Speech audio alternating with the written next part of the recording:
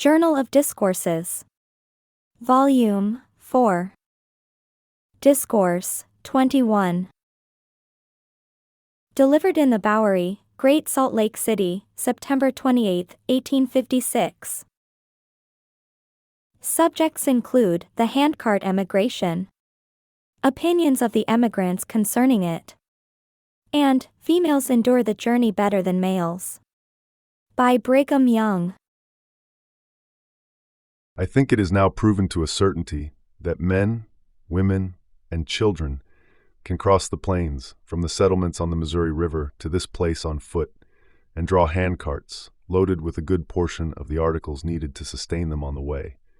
To me, this is no more a matter of fact this morning after seeing the companies that have crossed the plains than it was years ago.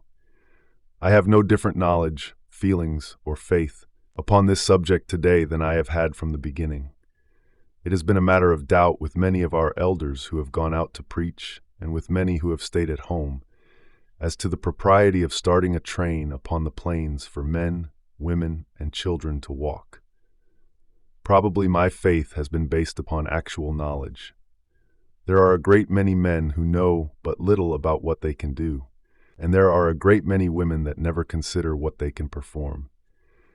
People do not fully reflect upon their own acts, upon their own ability, and therefore do not understand what they are capable of doing. My reasoning has been like this. Take small children, those that are over 5 years of age, and if their steps were counted and measured, those that they take in the course of one day, you would find that they had taken enough to have traveled from 12 to 20 miles. Count the steps that a woman takes when she is doing her work, let them be measured, and it will be found that in many instances she had taken steps enough to have traveled from 15 to 20 miles a day. I will warrant this to be the case. The steps of women who spin would in all probability make from 20 to 30 miles a day. So with men, they do not consider the steps they make when they are at their labor. They are all the time walking. Even our masons upon the walls are all the time stepping. They take a step almost at every breath. Many people have believed that they could not walk much of a distance if they had to walk right along in a road, but this is not so. Our carpenters, joiners, masons, tenders, road makers, tillers of the soil, and persons of almost all avocations in life, men, women, and children, are subject to continual travel. These things I have contemplated, and I have seen walking put into practice. The longest journey on foot that ever I took at one time was in the year 1834, when a company of the Brethren went up to Missouri the next season after the Saints were driven out of Jackson County.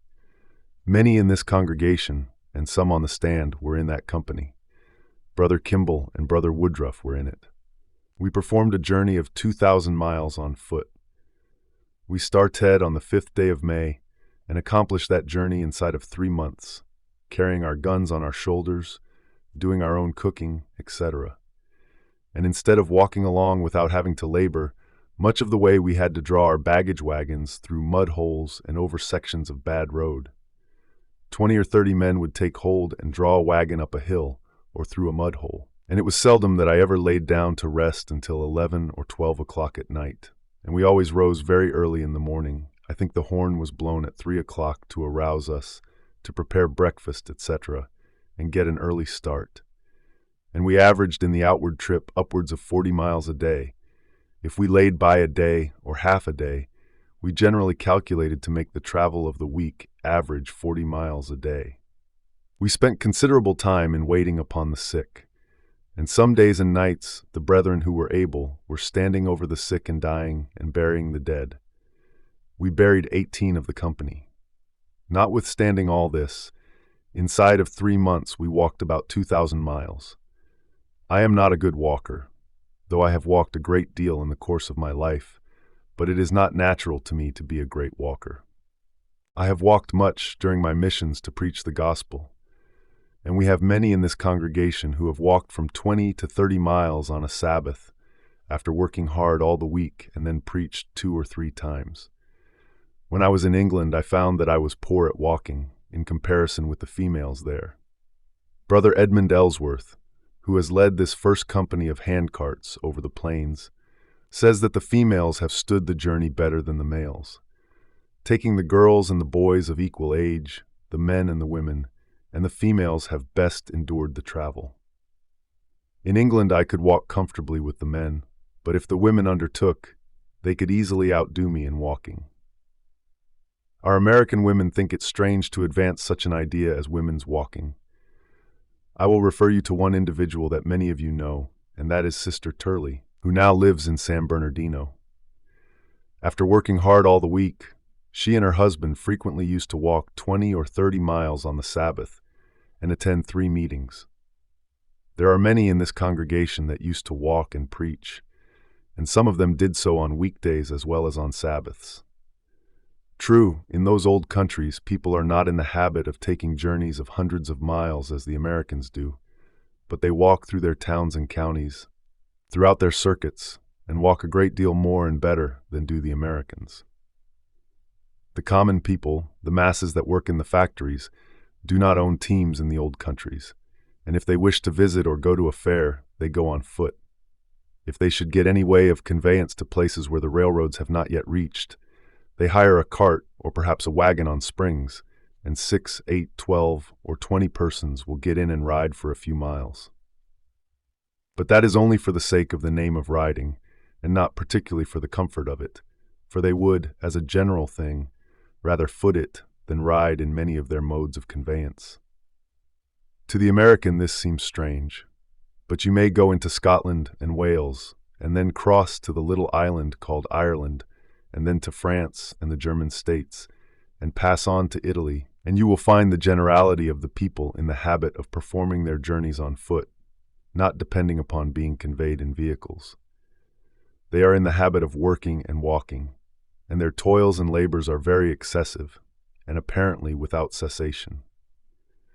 Go into the mountainous regions of some of these old countries, and you will see men, women, and children packing soil, like it would be to take it from the banks of Jordan and carry it halfway up the sides of these mountains, and, when they can get 1, 2, or 3 rods of level surface, making their gardens upon the rocks. They will take cows up to such places and pack up fodder, and there keep them, for they are not able to go down and feed and return again the same day. They will walk on the brinks of precipices, clamber around the rocks, pack up the soil from the bottoms, and thus make a subsistence, raising a few potatoes and whatever vegetables they can, and there they live summer and winter. They are all the time toiling and laboring. In many districts of England, it is the custom to put children into factories at 5 years of age, and there they remain so long as they live. Children from 5 years old and upwards will go for miles to their labor early in the morning, winter and summer, and must be at the factory at factory time. And there they must stand upon their feet until they are dismissed for half an hour or an hour to eat their breakfast or their dinner, and all the rest of the time they are upon their feet. They are used to labor, accustomed to being on their feet and walking. We have not yet had a report from any of the brethren who have led the handcart companies with regard to their traveling across the plains, any more than to say they are here. I think Brother Ellsworth says that 7 persons died in his company between here and Iowa City. How many died in the companies last year? How many will die in the companies who ride? Double that number, very likely. As for health, it is far healthier to walk than to ride, and better every way for the people. When they get up in the morning, instead of wearying the women with running through the long grass, hunting the oxen, etc., they are there in camp, and if they wish to do any walking, they can take hold of their little handcarts and go on about their business. When they come to sandy hills, it is then no doubt hard, voice. They can then double teams. Yes, they can easily double teams, for they are right on hand all the time. The handcarts look rather broken up, but if they had been made of good seasoned timber, they would have come in as nice as when they started with them. True, the brethren and sisters that came in with handcarts have eaten up their provisions, and some have hired their clothing brought, and they had but little on their carts when they came in. They also started with full loads, and I presume it was hard for them at first, but they became inured to it. And yesterday I heard many of them, and especially the women, observing to some of the sisters that came to see them, while they were questioning them about their journey across the plains on foot, that if we had the journey to perform again and had our choice, we would go on foot rather than go with teams and be plagued with oxen and wagons. Why, I will answer one query. We have not time to wait for oxen and wagons. The handcart companies that have come in had a few strong teams with them, well able to travel, but the companies had to wait every day for these teams, and they hindered them exceedingly. If this is not so, let Brother Ellsworth correct me. This is what I have heard some of them say. They could have been here 10 days ago, perhaps 12, had it not been for waiting for the teams. If persons have a journey to perform and can get at railroad speed with handcarts, it is better than to drag along with ox teams. This is the subject I have on my mind, and I presume the people feel as I do. It is an interesting subject, an interesting event in our history as a people. There is nothing that can be brought before the latter-day saints of deeper interest than to know how they can be gathered together without so great an expense as has hitherto attended the gathering. We know that our sorrows and our cares in this particular are measurably at an end if we can avoid buying teams and expensive outfits to bring the people here. We have now proved that they can come pretty much by themselves, working their way along and drawing their own provisions, and also their little ones, and the maimed, and old, and blind. If any way can be opened for the gathering together of the poor, it takes off a great burden and labor from the body of the people. It is an interesting subject, and my feelings are precisely as they have been all the time. I have believed, and I believe today, that I can take my own family, my women and children across those plains, asking no odds of any team in the world, only what we make ourselves. And I believe I could beat any ox train at it. I have always believed it. I believe it today. I presume my family would feel, as others feel, that it is a hard task, a great trial. Who can bear such great afflictions, to have to walk 1,000 miles? Those who get into the celestial kingdom will count this a very light task in the end, and if they have to walk thousands of miles, they will feel themselves happy for the privilege that they may know how to enjoy celestial glory.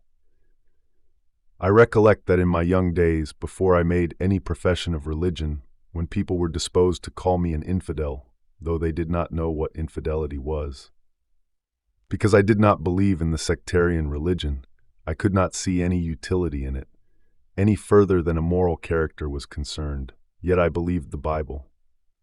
I felt in those days, after I had made a profession of religion, that if I could see the face of a prophet, such as had lived on the earth in former times, a man that had revelations, to whom the heavens were opened, who knew God and his character, I would freely circumscribe the earth on my hands and knees. I thought that there was no hardship but what I would undergo, if I could see one person that knew what God is and where he is, what was his character, and what eternity was. And I presume that the people feel with regard to religion, to the doctrine of the gospel, partially if not altogether, as I did. They are very anxious to know the ways of life. They want to know the ways of God. They want to become acquainted with his character, to know who he is and what he is. They want to understand just as they are directed to understand in the New Testament, and said to be the words of the Savior. This is eternal life, to know the only living and true God, and Jesus Christ whom he hath sent. To know that God and to know Jesus, the people who wish to do right are willing to undergo anything. Those that gather here, if they will do the best they know God and Jesus whom he has sent, and be as familiar with him as they can be with any character whose face they see not. They can know his character and understand his ways. I shall now give way and call upon Brother Ellsworth to address you. And if any of the other brethren who have been called upon to come to the stand are in the congregation, they will please come forward, for it is of great interest to me to learn something of the travels of our brethren and sisters. You were just listening to remarks by President Brigham Young, delivered in the Bowery, Great Salt Lake City, September 28, 1856.